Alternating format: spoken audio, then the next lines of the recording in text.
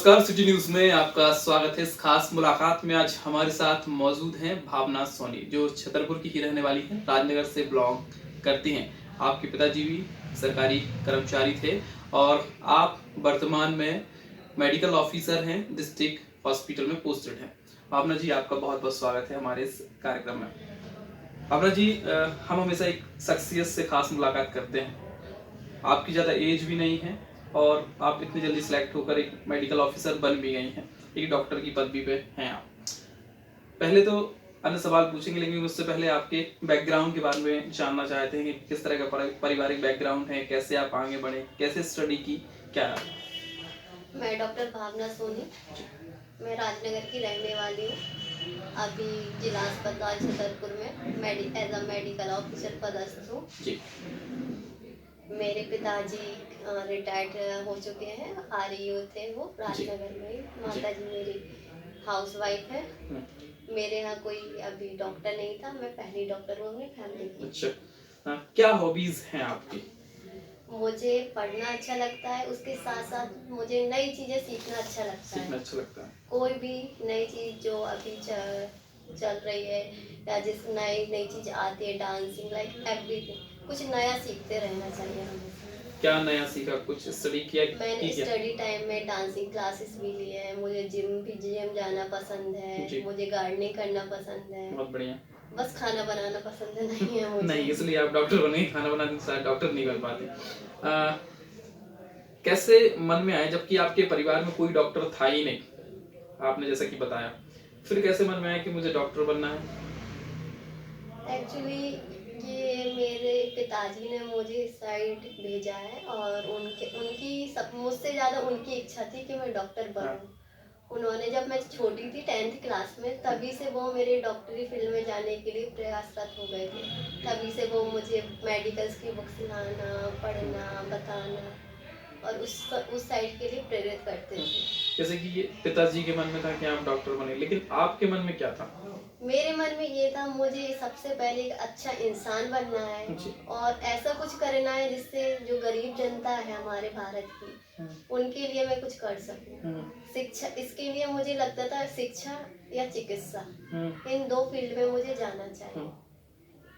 12th पास किया मैंने, तब मेरे पास दोनों ही ऑप्शन खुले हुए थे, बायो और मैथ। अगर मैं शिक्षा में जाती तो शायद मैथ साइड से होती, लेकिन मेरे पिताजी का भी सपना था और कहीं ना कहीं ये मेरा भी था कि मुझे कुछ बड़ा करना है। और हमारी सोसाइटी में बताया जाता है डॉक्टर एक बहुत अच्छा इंसान होता है, भगवान का दर्जा दिया जाता है, भगवान का दर्जा दिया जाता है। तो इसलिए फिर मुझे लगा कि मुझे इस लाइन में जाना चाहिए। जैसे कि अक्सर लोग, मैंने ये सुना है कि जो रईस परिवार के बच्चे होते हैं या बहुत अच्छी स्टडी कर पाते हैं या बड़े स्कूलों में या बड़े कॉलेजों में, वही इन डॉक्टर या अन्य चीजों में पहुंच पाते हैं। ऐसा कुछ है क्या?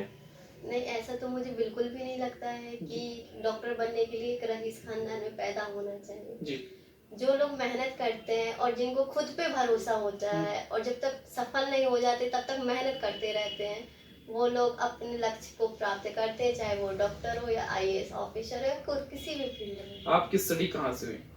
मेरी इनिशियल स्टडी 10th मेरा राजनगर से ही किया मैंने, सरस्वती शिशु मंदिर से। फिर 12th मैंने एमएलबी से किया जी। उसके बाद मैंने 1 साल ग्वालियर में रह के तैयारी की और 1 साल कोटा में रह के तैयारी की। बहुत बढ़िया। इस स्टडी टाइम के बाद लगता है कि अब हमें सिलेक्ट हो जाना चाहिए, तो क्या कोई ऐसी दिक्कतें सामने आई कि हम सिलेक्ट हो पा रहे हैं या नहीं हो पा रहे? कितनी मेहनत करना पड़ती है?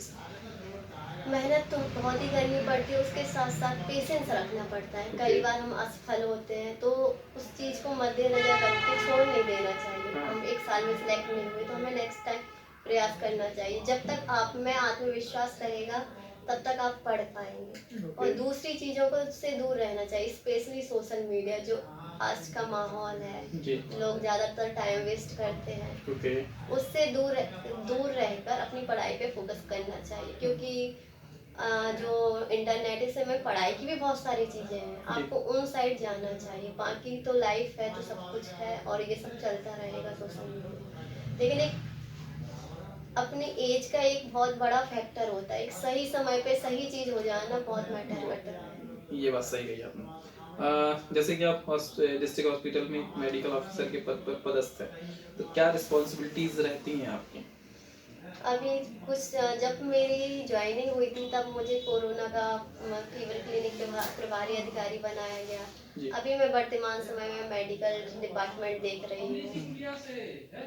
ओपीडी देखना, लोगों को ट्रीटमेंट करना, यही मेरी जिम्मेदारी रहती है। जैसे कि अक्सर डॉक्टर को, जैसे कि हमने भी बात की अभी, कि डॉक्टर को भगवान का दर्जा दिया जाता है, लेकिन कहीं ना कहीं ये अब लोगों की मेंटलिटी चेंज होती जा रही है। लोगों को लगता है ये कहीं ना कहीं अब व्यवसायीकरण हो गया है, लोग इसमें बिजनेस ढूंढने लगे हैं डॉक्टरी लाइन में। इस पर क्या करेंगे? इस चीज के लिए मैं दोनों ही पक्षों को जिम्मेदार समझती हूँ, डॉक्टरों को भी और जनता को। जी। क्योंकि जनता की ये सोच है सरकारी चीज है तो इसमें फायदा नहीं होगा, और सरकारी जो चीजें हैं, सरकारी दवाइयाँ, जो भी फैसिलिटी है वो आपको गवर्नमेंट हॉस्पिटल में ही मिलेंगी। आपको उन पे भरोसा रखना होगा। ठीक है। दूसरी चीज, एक डॉक्टर जब पढ़ाई करता है तो काफी टाइम लगता है उसको। 6 साल की एमबीबीएस की डिग्री होती है, फिर 3 साल एमडी एमएस होता है, फिर उसके आगे लगभग 10 साल उसके व्यतीत हो जाते हैं। 10 साल जब वो डॉक्टरी की पढ़ाई करके आता है तो ऑब्वियस सी बात है कि वो सोचेगा कि हम थोड़ा और अर्न करें, इसलिए वो प्राइवेट जाते हैं। लेकिन लोगों को ये लगता है कि लोग प्राइवेट अच्छे से देखते हैं, गवर्नमेंट में नहीं, इसीलिए लोग वहाँ जाते हैं और सोचते हैं कि इन्होंने व्यवसाय बना लिया। हकीकत बात ये है कि लोग आना ही नहीं चाहते हैं और ट्रीटमेंट पे भरोसा ही नहीं करते सरकारी दवाइयों पर। एक तो वो पहलू हुआ है कि डॉक्टर प्राइवेट क्लिनिक कर रहे हैं या अन्य चीजें कर रहे हैं, लेकिन कहीं ना कहीं लोगों के मन में ये आता है कि डॉक्टर हमसे अच्छे से नहीं बोल रहा है, या उसे लगता है कि शायद हमारा डिस्ट्रिक्ट हॉस्पिटल या सरकारी अस्पताल में सही इलाज नहीं हो रहा है, भीड़ ज्यादा है। जनता ज्यादा है तो भीड़ तो स्वाभाविक सी बात है, जी। ज्यादा होगी। तो अच्छे कहीं से ना कहीं बात डॉक्टर को नहीं, पेशेंस नहीं रखना चाहिए। अच्छे से बात करे ना, वो जो काम की बात होती है वो डॉक्टर बहुत अच्छे से बात करता है। उसके पास इतना समय नहीं होता, वो आपकी हर प्रकार की जो आपके मन में चल रहा है उन बातों को सुने, इतना समय नहीं है क्योंकि मरीज ज्यादा है। तो जो काम की बात है वो आपसे बात करते हैं, सुनते हैं, आपको समझाते हैं, आपको ट्रीटमेंट देते हैं, लेकिन ज्यादा समय नहीं दे सकते। आप ये सोचो कि आपको एक पेशेंट को अगर हम आध घंटा समय देंगे तो बाकी पेशेंटों का क्या होगा। आपका मानना ये है कि स्वास्थ्य सुविधाएं और बढ़नी चाहिए? हाँ, स्वास्थ्य सुविधाएं बढ़नी चाहिए, लेकिन अब जो है उस जो गवर्नमेंट ने हमें प्रोवाइड किया है हमें उसमें ही रह के काम करना होगा। ओके। जैसे कि आप एक यंग एज से आती हैं, आपके कई ऐसे डॉक्टर्स अच्छे मित्र भी रहे होंगे, एक डिसीजन भी चलता होगा क्या बेहतर होना चाहिए, तो अभी वर्तमान की स्थिति को देखते हुए आपको क्या लगता है कि और बेहतर हो सकती है स्वास्थ्य सुविधाएं?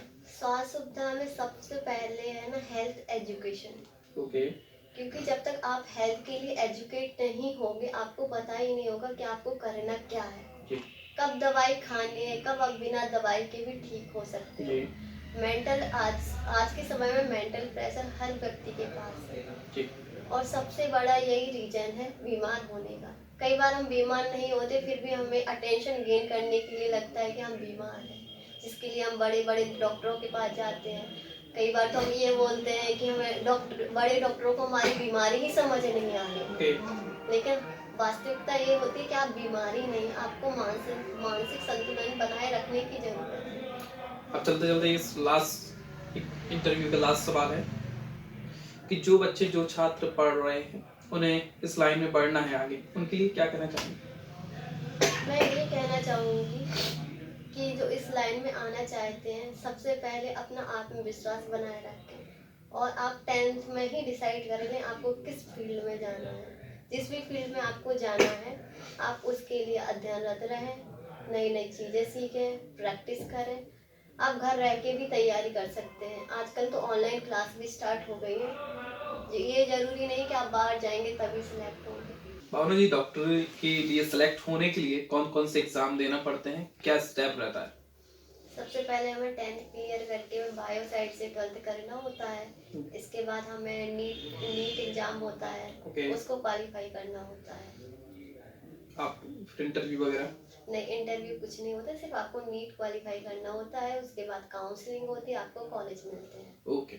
जैसे कि हमारे साथ खास मुलाकात में एक शख्सियत के रूप में भावना सोनी मौजूद थी, जिन्होंने अपने बारे में बताया, साथ ही युवाओं के लिए भी बताया वो कैसे डॉक्टर बन सकते हैं, कैसे एक सफल इंसान बन सकते हैं। आप हमारे स्टूडियो में आए, आपने हमें टाइम दिया, बहुत बहुत धन्यवाद।